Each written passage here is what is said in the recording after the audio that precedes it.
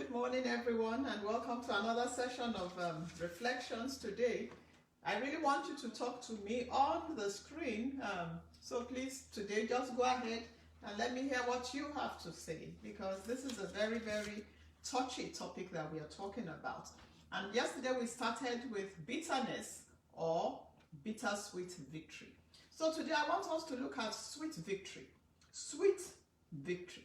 Now, we said yesterday that one of the reasons why we get bitter is because we sort of give up. When you get bitter, it's a sign that you've given up. It's a sign that you think the battle has been lost.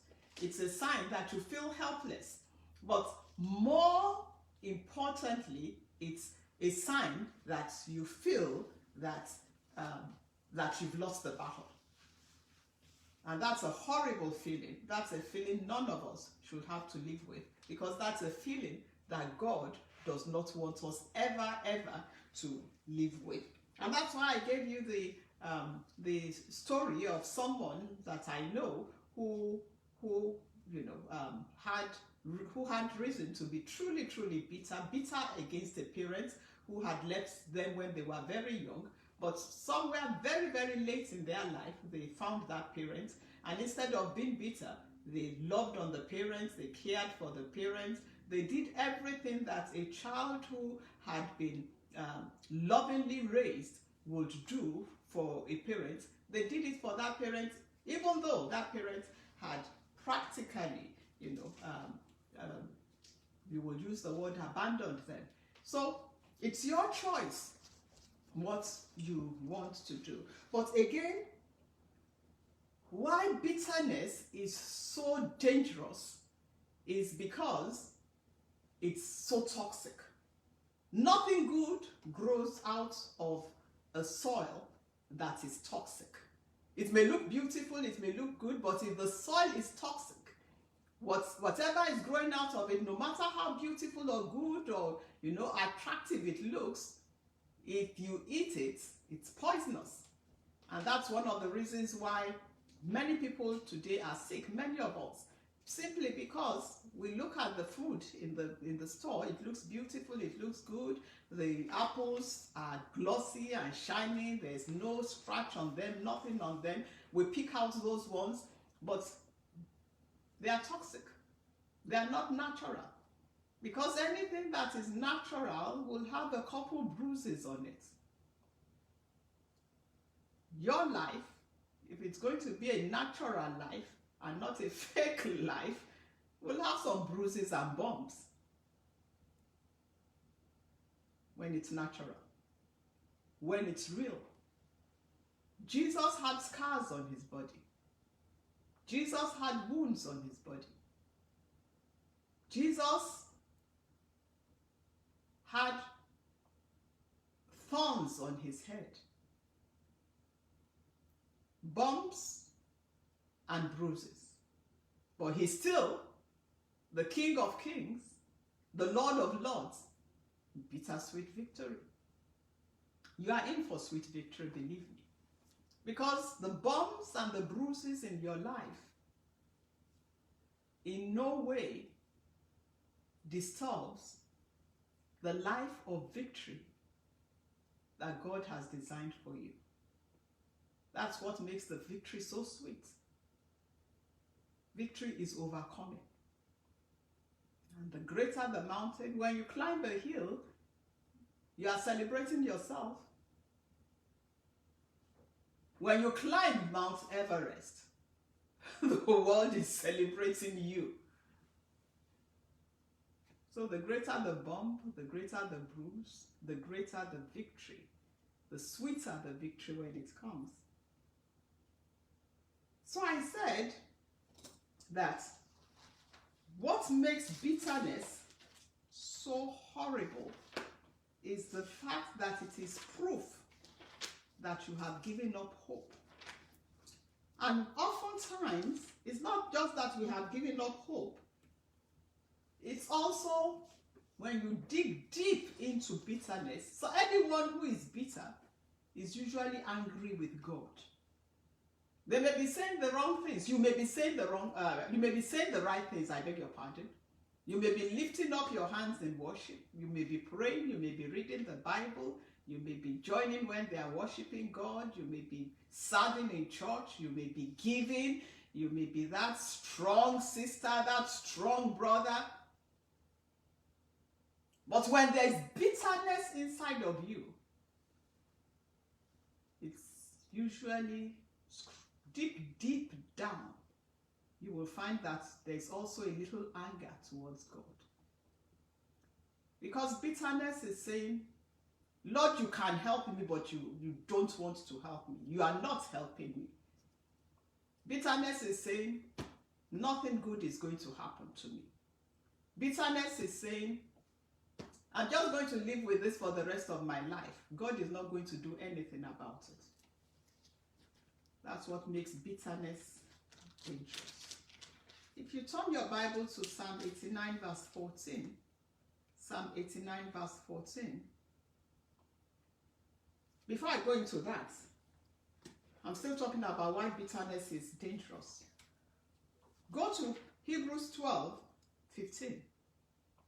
The Lord said, warning, he said, look carefully, lest anyone fall short of the grace of God, lest any root of bitterness spring up amongst you, causing trouble, and you become defiled.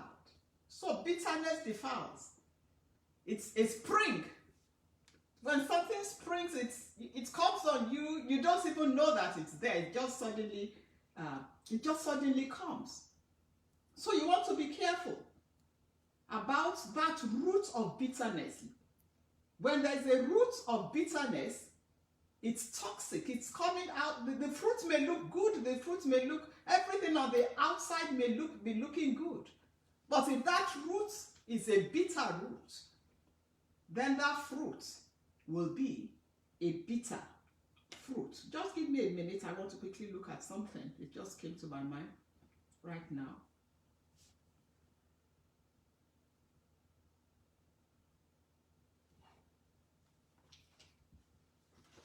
So you want to be careful. Remember, if you don't remember anything today, I want you to remember that when that tinge of bitterness comes into your heart, you are saying that God is not able. That's what you are saying. Not in so many words. And that's why God says in Hebrews 3 verse 12, he said, be careful. Be careful.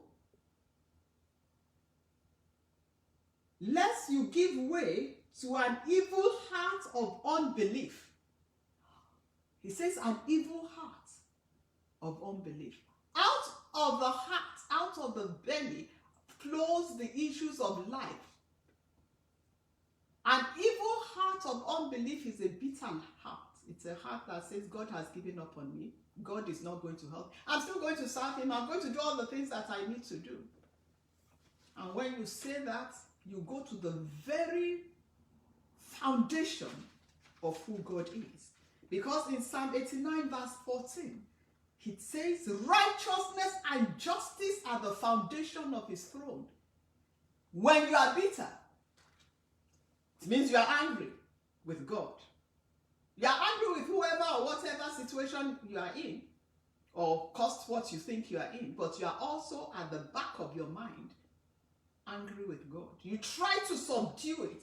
And I'm not saying this to make you feel bad. I feel that many times. I'm like, Lord, what else do you want me to do? I'm serving you. I'm giving. I'm loving on you. Why would you allow this person, or why would you allow this situation to continue in my life? And I always have to guard myself and catch myself, lest I have an evil heart of unbelief. Unbelief that God will not vindicate me. Unbelief that God will not fight my battles. When he says, hold your peace and I will fight for you. When he says, vengeance is yours, it's not yours, it is mine.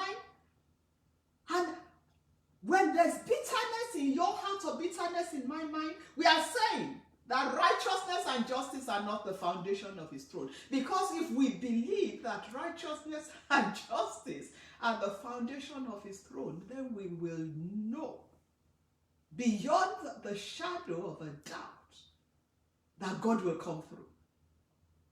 And he comes through. Sometimes he comes through immediately. Immediately, like a child, you've told that child, don't go near that stove. And the child goes there and touches the stove when it's burning. Immediately, he suffers the consequences. So sometimes it's immediate. Sometimes it takes a few minutes. Sometimes it takes an hour. Sometimes it takes a day. Sometimes it takes a week. Sometimes it takes a month. Sometimes it takes a year. Sometimes it takes decades. Sometimes it takes generations.